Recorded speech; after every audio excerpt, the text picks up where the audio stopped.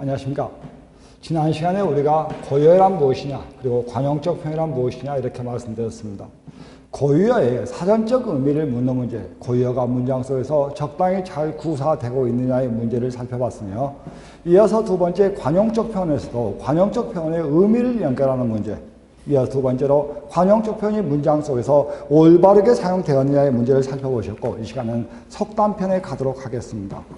우리가 흔히 속담이다 이렇게 이야기하지만, 이 속담에 같은 경우에요, 유형 거의 같아. 첫째, 의미를 정확히 알고 쓰고 있느냐. 두 번째, 적용이 적절하냐. 그쵸? 세 번째, 속담 속의 어휘의 사전적 의미를 아느냐. 이런 문제를 묻고 있는 게 거의 일반적이다 이런 이야기입니다. 거의 일반적이다 이런 이야기예요. 그러므로 여러분들도 그런 것들을 잘 보셔서 문제를 푸셔야 됩니다. 자, 이번에는 유제 4번 들어갑니다. 속담의 뜻이 바르게 연결되지 아니한 것은 무엇이냐 이렇게 묻고 있네요. 이렇게 물었을 때, 불난 집에 부채질한다, 앞뒤 가리지 못하고 미련하게 행동한다, 아니지. 우리가 불난 집에 부채질한다고 하는 것은 남의 재앙, 남이 잘못된 것을 더 잘못되게 그 사람을 성나게 함을 이런 말이다 이런 이야기입니다. 그렇죠? 맨 밑에 해설 보세요. 불난데 풀무질한다, 밑줄. 불난데 부채질한다, 밑줄. 두 개 다 알아두십시오. 빚 좋은 개 살고 겉 다르고 속 다른 거야. 겉만 번드르해. 다음, 죽은 자식 나이 새기. 아무 헛일이죠. 말 그대로 이왕 잘못된 일을 자꾸 생각해도 아무 쓸모가 없다 이런 이야기입니다. 우선 먹기엔 곶감이 달다. 눈앞에 이익에 급급하는 경우죠. 그다지 좋지 않아 당장은 좋으니 취할만 하다 이런 뜻입니다. 제 눈에 물대기. 아니 삼천집도 물을 대야 되고 인론도 물을 대야 하는데 자기 눈에만 물을 대는 거야. 즉 자기 유리한 쪽으로만 일을 처리하는 걸 이릅니다. 다음 1번. 다음 중 그 속담의 의미가 이질적이고 가장 다른 하나는 무엇이냐 이런 이야기입니다. 혀 아래 도끼 들었다. 실없는 말이 송사간다. 웃느라고 한 말에 초상난다. 거기 1번, 2번, 3번의 공통점은 모두 다 뭐죠? 우리가 일상생활에서 말이 얼마나 중요하냐. 언행을 삼가해야 된다. 말을 삼가해야 된다. 조심해야 된다. 이런 뜻입니다. 그래서 혀 아래 도끼 들었어요. 말 한마디로 사람을 죽일 수도 있고 살릴 수도 있습니다. 실없는 말, 농담 삼아 한 말이 송사가 뭐야? 재판이야. 법원까지 가는 거야. 웃느라고 한 말에 사람 죽을 수도 있어요. 초상난다. 말 죽은데 최장사 모이듯 한다. 말이 죽으면 말 주인은 엄청 슬프죠. 그런데 최장사들, 그러니까 말 그대로 말총 가지고 채를 만들거든. 말총, 말꼬리털을 가지고. 그러니까 남의 불행에 아랑곳하지 않고 자기 이익만 챙긴다는 의미가 있다 이런 이야기입니다. 그죠? 그럼 안 되지 세상 사는데. 다음 이어서 2번. 속담의 뜻을 풀이한 것으로 옳지 않은 것은 무엇이냐? 머리는 끝으로부터 가르고 말은 밑으로부터 한다. 우리가 말을 할 때 여기서 여기까지 말이 있거든. 근데 어떤 사람은 말입니다. 이 중간만 딱 잘라서 남에게 전달해 버려. 그럼 어쩌죠? 오해를 하기가 아주 쉽죠? 그러면 안 되잖아. 그러므로 말을 하려면 그 원인과 과정과 결과를 따져가면서 조리 있게 해야 된다. 그렇지? 차근차근 해야 한다. 다음, 눈 먹는 토끼, 얼음 먹는 토끼 따로 있다. 사람도 어떠한 환경에서 성장했느냐에 따라서 능력과 그 풍습이 다를 수 있다 이런 이야기입니다. 그래서 장례 풍습이나 또는 차례 풍습, 결혼 풍습이 우리나라도 지역마다 다르죠. 그죠? 다음 이어서 인정은 바리로 싣고 진상은 꼬치로 샌다. 꼬치로 꿰다. 그래서 거기나 인정은 사람과 사람 사이의 관계야. 진상은 윗사람에게 상납하는 것이야. 우리가 임금님 진상품이란 말을 쓰죠. 그러므로 발이란 뭡니까? 큰 괴짝이에요. 나무로 만든 괴짝을 발이라고 합니다. 인정은 바위로 싣고 진상은 꼬치로 샌다. 인정은 말입니다. 사람과 사람의 관계이기 때문에 뭐죠? 나에게 당장에 관련이 있는 것이고, 진상은 내가 임금님을 알아 몰라. 그러니까 나하고 관련이 없으면은 어쩐다고 꼬챙이로 끼어가지고 진상품을 올리는 거야. 그러므로 거기 보세요. 자기와 직접 관련이 있으면 한껏 베풀고 그렇지 않으면 인색하다는 뜻이다. 4번. 내가 부를 노래 사돈집에서 한다. 이 말은 내가 하려고 했는데 상대방이 먼저 하려고 했을 때 쓴 말이다. 내가 부를 노래 사돈집에서 부른다는 내가 하려고 하는 일을 상대방이 먼저 할 때 쓰는 속담이다. 이런 이야기입니다. 그러므로 내가 하려고 생각했던 일을 상대방이 함께 하자고 한다고는 의미가 다르다. 이런 이야기야. 다음. 됐습니까? 그러므로 당연히 답은 4번이어야 됩니다. 3번 들어가겠습니다. 다음 중 속담과 뜻풀이가 알맞게 연결되지 아니한 것은 가난이 소하되리라. 소는 평생 일만 하잖아. 근데 그 일에서 평생 벗어나지 못해. 가난이 그래. 소처럼 죽도록 일해도 가난에서 벗어날 수 없음. 그래서 가난구제는 나라도 못한다는 속담도 있잖아요. 그죠? 다음 이어서 그 다음에 나오기를 마른 나무 태우면 생나무도 잘 탄다. 안 되는 일도 대세를 태면 잘 될 수 있음을 이야기한다. 이런 이야기입니다. 그렇죠?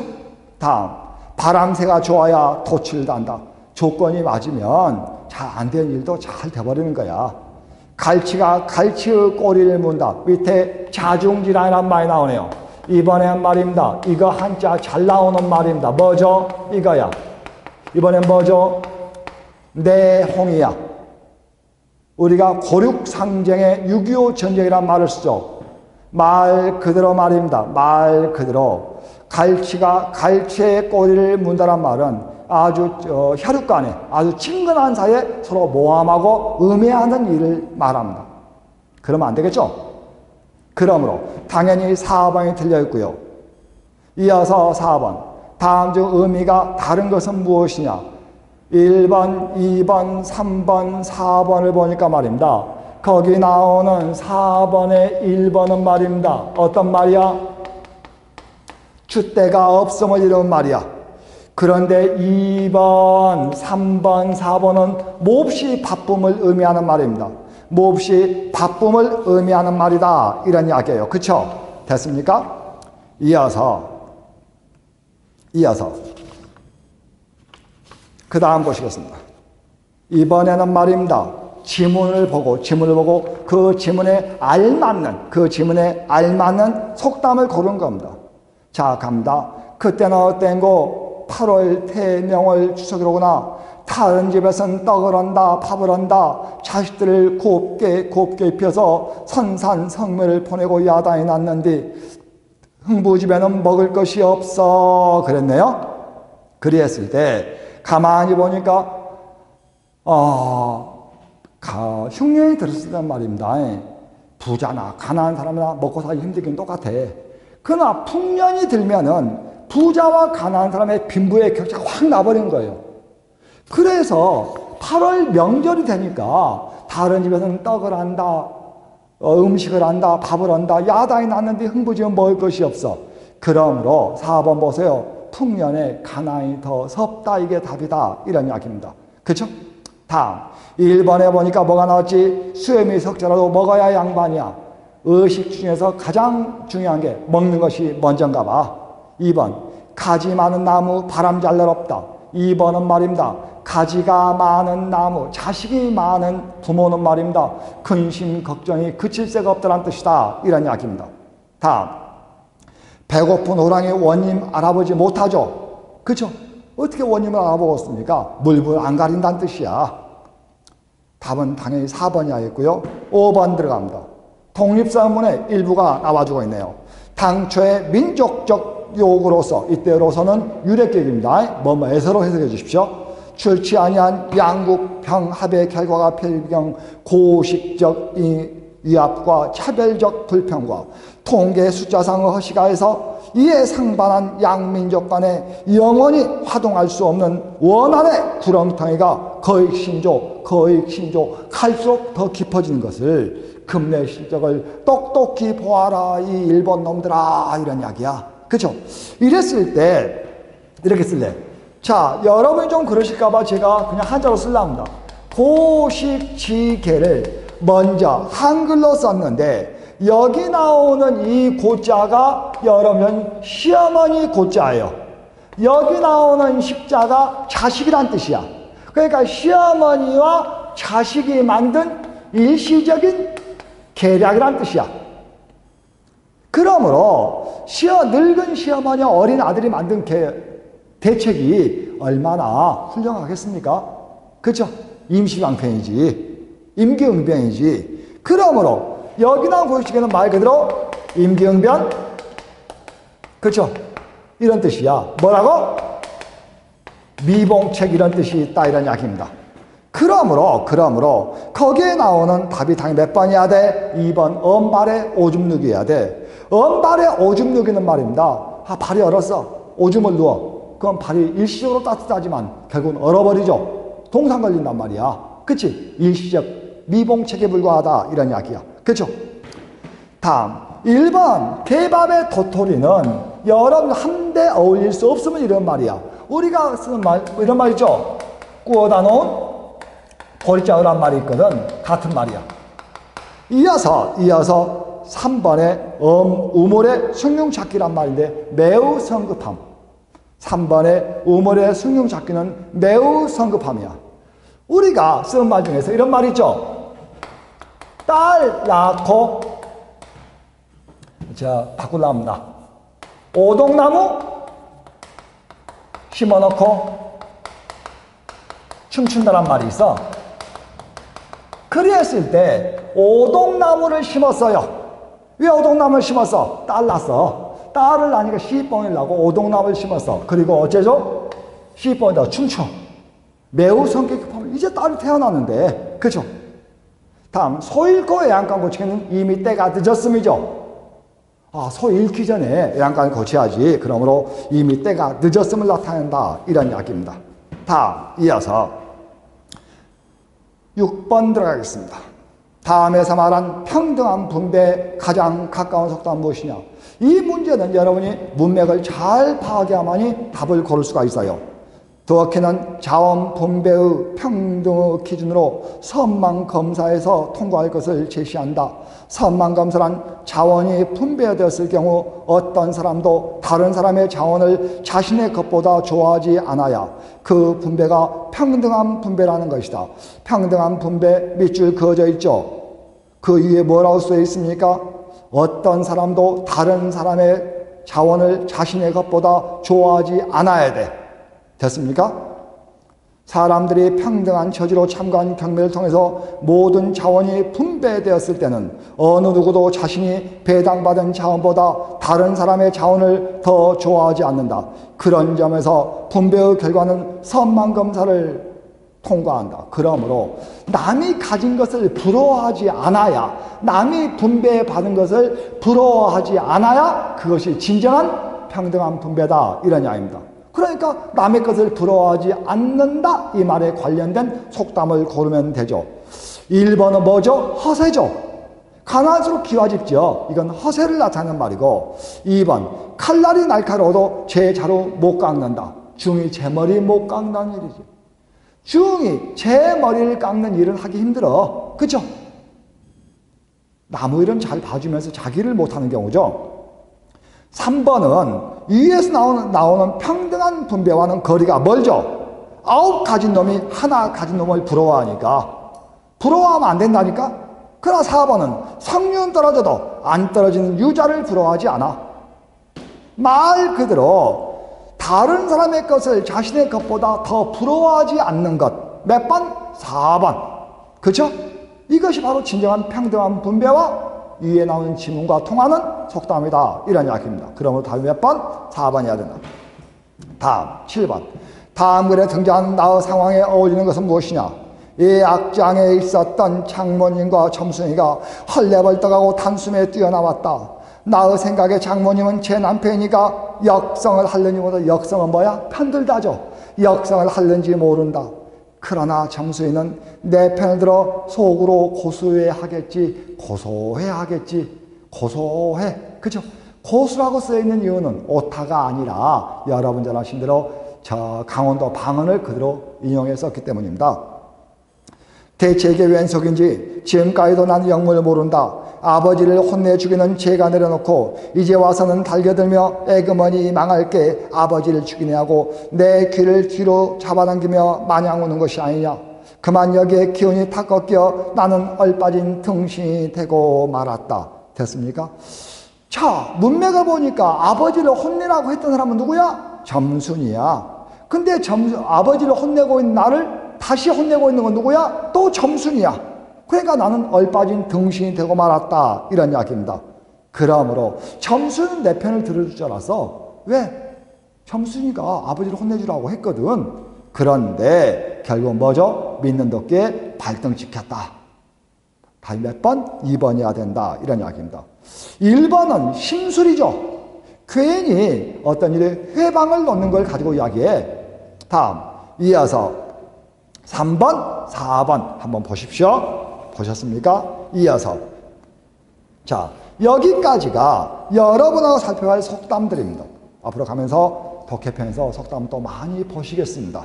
다음, 이번에는 여러분이 간단히 보셔야 할 한자성어편이 나와주고 있어요. 가볼까요?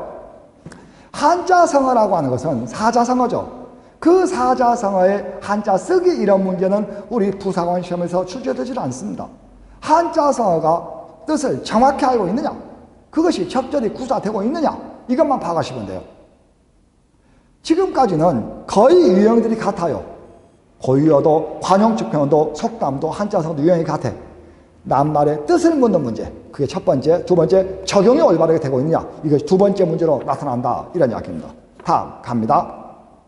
이번에는 말입니다. 거기 나오는 유제 6번에 와 있습니다. 밑줄 친 부분과 관련 있는 고사성어 또는 한자성어는 무엇이냐? 만드기는 청명하여 하나를 가르치며 열어왔고 생긴 것 또한 관옥 같았다. 총구석에서는 드문 인물이었다. 만드기가 개천에서 난 용이라면 곱다이는 진흙탕에 핀 연꽃이었다. 개천에서 난 용, 누가 만드기가, 곱다이는 진흙탕에서 피어난 연꽃이야. 그러니까 무리 중에서 뛰어났다는 뜻입니다. 그러므로 거기 난 궁계일학이죠. 궁계일학이 뭐야? 닭이 여러 마리가 모였는데 그 중에 학이 한 마리야. 그러므로 그들 중에서 가장 뛰어남, 이런 의미를 가지고 있다. 이런 이야기입니다. 두 번째, 자가당착은 자기 모순에 빠진 경우죠. 죄가 빠지는 것, 자기가 판 무덤에 자기가 묻히는 걸 가지고 이야기한다. 이런 이야기입니다. 부하내동이란 뭐야? 남이 하니까 덩달아 따라하는 것이야. 남이 하니까 덩달아 따라하는 것을 가지고 이야기를 한다. 이런 이야기입니다.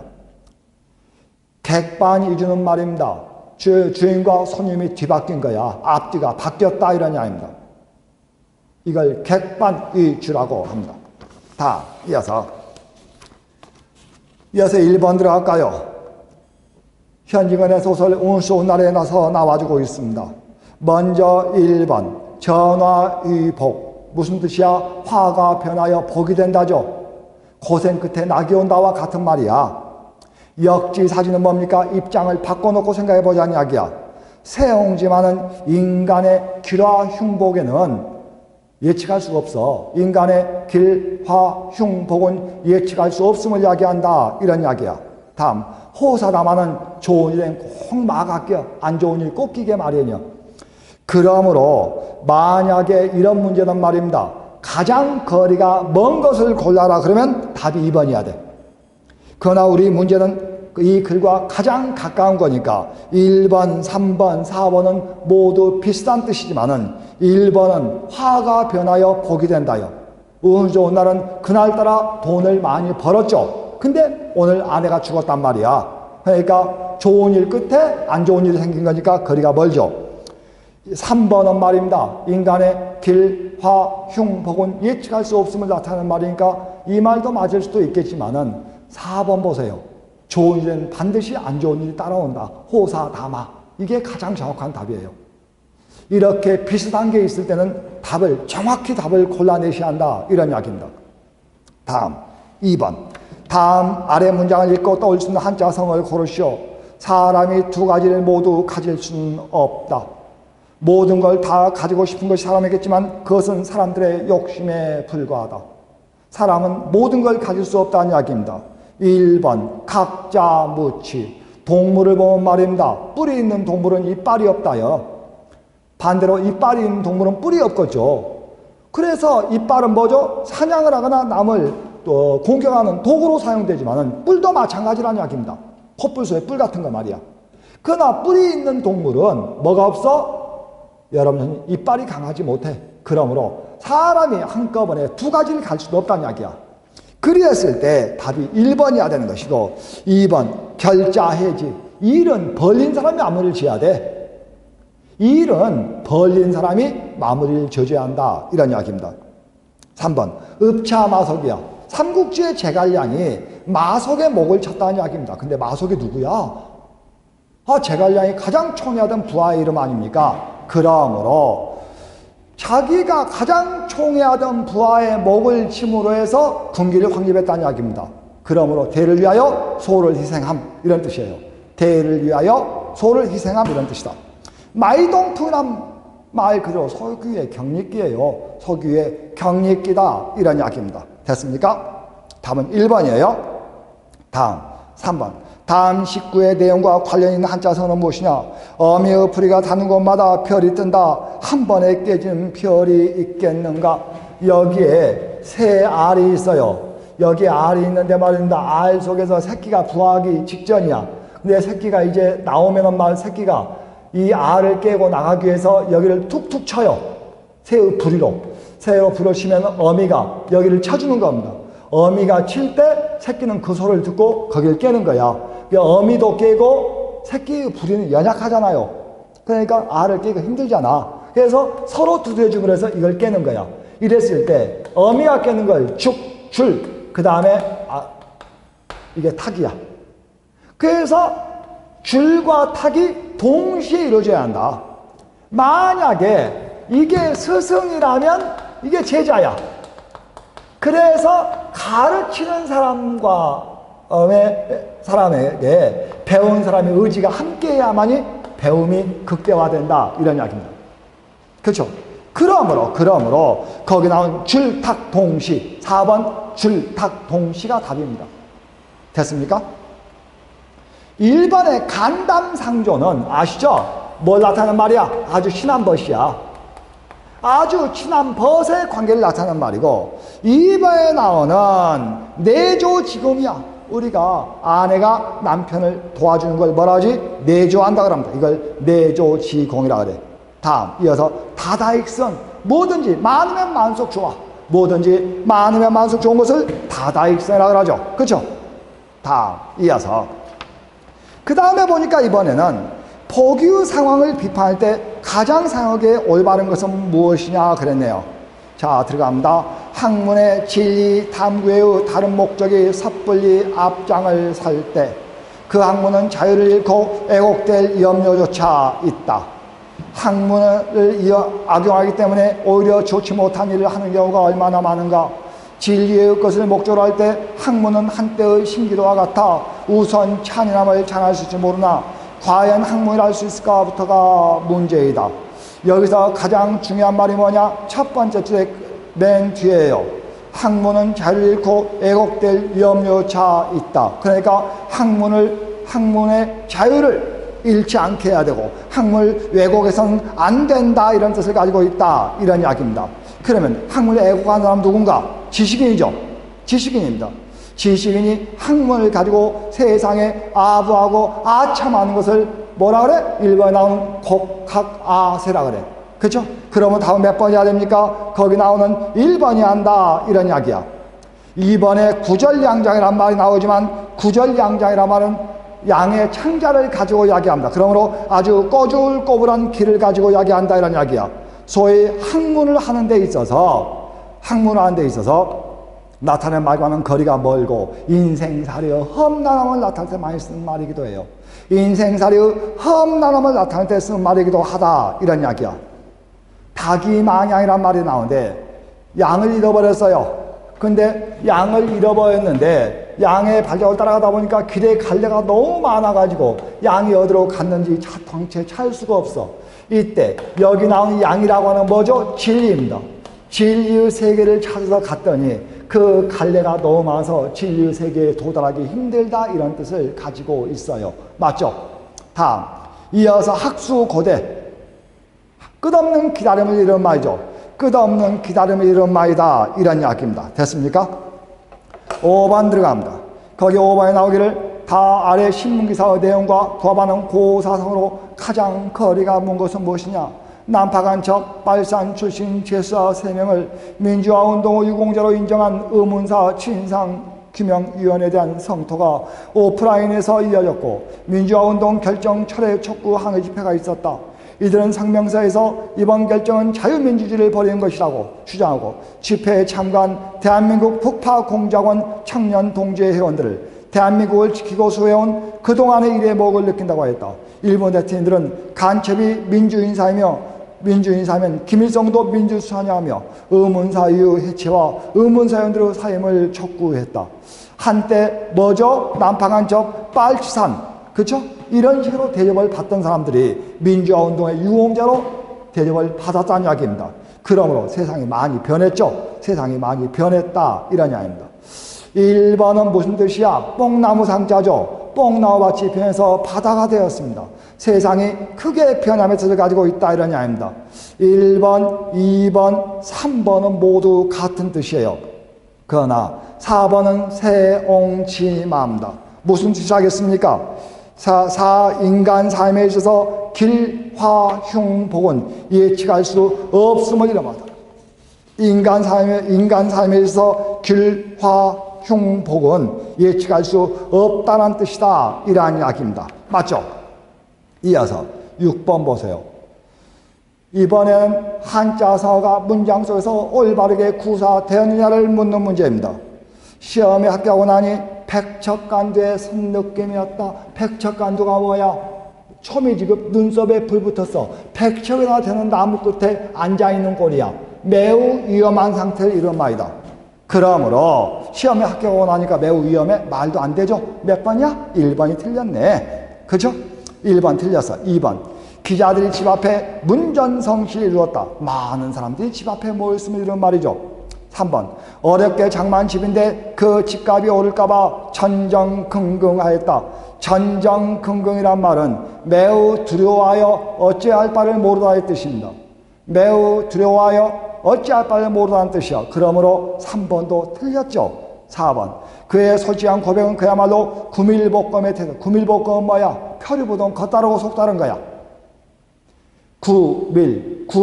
입에 밀, 꿀밀자여. 입에는 꿀을 바르고 있어. 그러나 안에는 침을 담고 있어. 뭐야? 벌이야, 벌. 벌은, 입술은 어쩌죠? 꿀이 묻어가지고 달지만은 안에는 아주 따끔한 침이 있거든. 겉다르고 속다름을 의미할 때 쓰는 말이다, 이런 이야기입니다. 그러므로 당연히 2번만 맞는 셈이 되는 겁니다. 다음 7번. 다음 빈칸에 들어갈 알맞은 한자성어는 무엇이냐? 최근 국내 영영전자와 일본의 세모전자의 특허 공유 계약이 화제되고 있다. 세계 시장에서 메모리 반도체 1위, LCD 1위, 휴대전화 2위인 영영전자와 캠코더, 텔레비전의 음향, 영상 가전 1위인 세모전자의 만남은 전자업계 판도에 커다란 영향을 줄 것으로 보인다. 일각에서는 급성장하는 중국 업체들을 견제하기 위한 일종의 뭐뭇이라는 말도 나오고 있다. 자, 그러므로 말입니다. 원래 거기 나오는 영전자와 세모전자는 아주 무한한 경쟁 관계에 있었으나 이번에 손을 잡았다는 이야기죠. 손을 잡은 이유는 뭡니까? 일시적으로 손을 잡았죠. 왜 잡았지? 중국 업체들을 견제하기 위해서다, 이런 이야기야.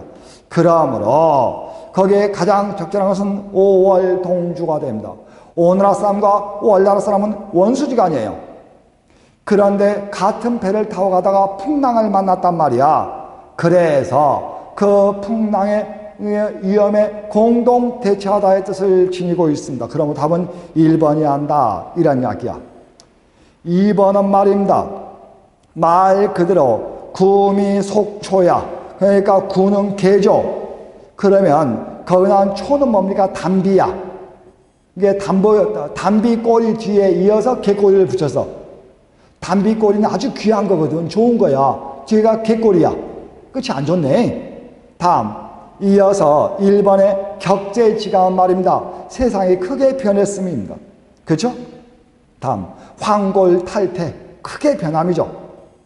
그래도 가장 적절한 것은 5월 동주가 됩니다. 다음 8번 다음 몇 주 친분과 관계가 깊은 한자성어는 무엇이냐? 그대와 내가 어찌해서 이런 지경에 이르렀습니까?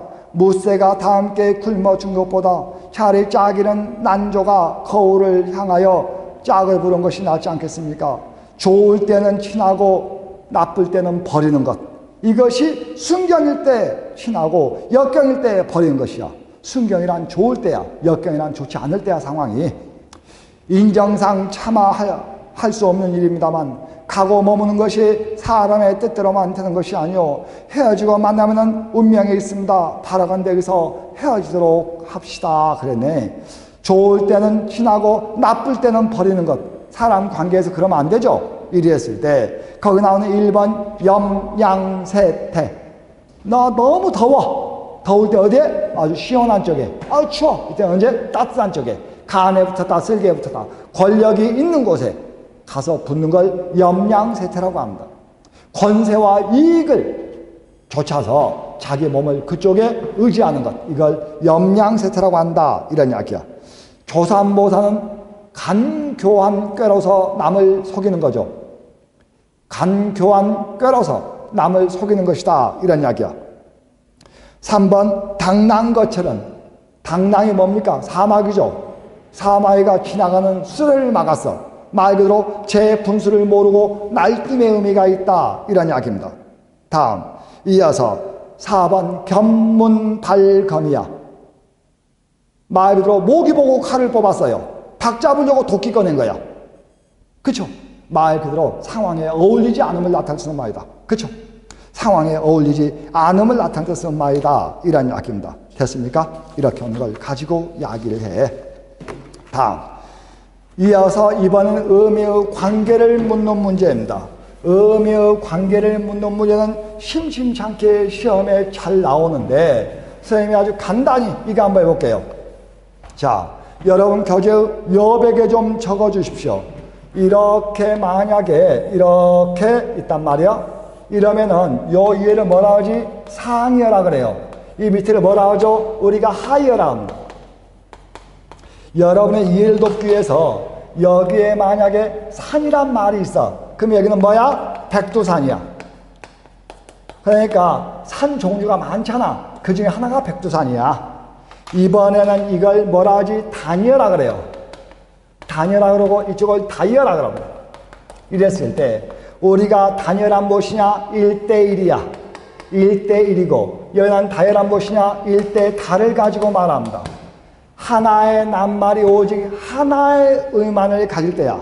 근데 하나의 낱말이 오직 하나의 의만 가질 때가 있느냐? 없을 거야. 그래도 소위 우리가 알고 있는 뭐 있죠? 고유명사라고 하는 것이 있어요. 이건 거의 대부분 단위어입니다. 그리고 하나의 낱말이 덜 이상의 의미를 갖는 걸 우리는 뭐라고 하죠? 여기 나온 다이어라고 한다. 이런 이야기야. 조금 이따 예를 들겠습니다. 이번에 뭐가 있지? 여기에 동이어가 있어요. 여기에 뭐가 있어? 반이어가 있어. 여기에 뭐가 있죠? 유이어가 있어. 여기에 이어가 있습니다. 이랬을 때 동이어라고 하는 것은 앞에 사실 이런 말이 있어야 돼요. 뭐죠? 이야. 그렇죠? 그리고 음이야. 됐습니까? 이음 동이어다. 음은 다르지만은 음이야 같다 이런 이야기야. 그렇죠? 반대로 여기는 뭐가 있었냐? 동음이야. 이번엔 동음이어야. 그렇죠? 예를 들어서 여기 갑니다. 예를 들어서 뭐가 있죠? 범이 있어요. 여기에 범이란 말이 있는데 이때 범의 동의어가 뭐냐? 호랑이야. 이건 뭐라 하죠? 소리값은 완전히 달라. 이 음이야. 하지만 뜻은 완전히 같아. 이걸 뭐라고? 이음 동의어다. 이때 이음이란 말을 빼고 우리가 동의어 이런 식의 말을 쓰는 겁니다. 이번엔 동음이어야. 그렇죠? 예를 들어서 여기다 이렇게 쓸래요. 손이란 말이 있는데 이때 손이란 말은 여러분이나 저의 손일 수도 있어요. 아, 그 집은 말이야 전통적으로 손이 귀해할 때 자손이라는 뜻도 있습니다. 이해되시죠? 우리의 손을 의미하기도 하지만은 이건 뭐죠? 자손을 의미하기도 해. 그러므로 음은 같아. 이것도 손, 이것도 손이야. 하지만 의미가 완전히 다르다. 이런 이야기입니다. 됐습니까? 그러면 유예란 무엇이냐? 선생님이 잘 안 쓰려고 하는데 저는 이런 말을 써요. 사입이란 말을 씁니다. 사입이가 뭐냐? 사입이 목사, 사입이 승려, 사입이 약사 이런 말 쓰죠. 이때 사입이란 비슷하다 그러나 똑같지는 않다는 뜻이 있어요. 예를 들어서 뭐가 있지? 겨를이란 말이 있어. 뭐가 있어? 틈이란 말이 있어. 뭐가 있어? 사이란 말이 있어. 그래서 뭐죠? 너를 만날 겨를이 없어. 너를 만날 틈이 없어. 너를 만날 사이가 없어. 그런단 말이야. 같죠, 의미가. 너를 만날 겨를이, 틈이, 사이가 없어. 그렇죠? 의미가 모두 같죠? 근데 문 틈에 옷이 걸릴 수도 있고 문 사이에 걸릴 수도 있지만은 문 결에는 걸리지 않지. 자, 이때 동여와 유여는 어떤 차이가 있냐? 이때 산에 가야 호랑이를 잡죠. 산에 가야 범을 잡아. 항상 바꿔 쓸 수 있지만은 이건 뭐죠? 항상 바꿔 쓸 수 있는 것은 아니야. 바꿔 쓰지 못할 때도 많다. 이런 이야기입니다. 그쵸? 이거야. 자, 지금 여러분은 동여, 유여, 동음, 이여를 구분하고 계십니다. 이랬을 때 여기에다 이런 것만 써볼게.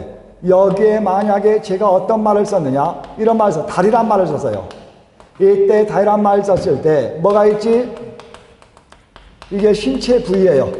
이게 신체 부위야. 그쵸? 이랬을 때 여기 나오는 신체 부위일 수도 있고 이것도 쓸 수 있지. 책상 다리란 말이죠. 이때 개의 다리이기도 하죠.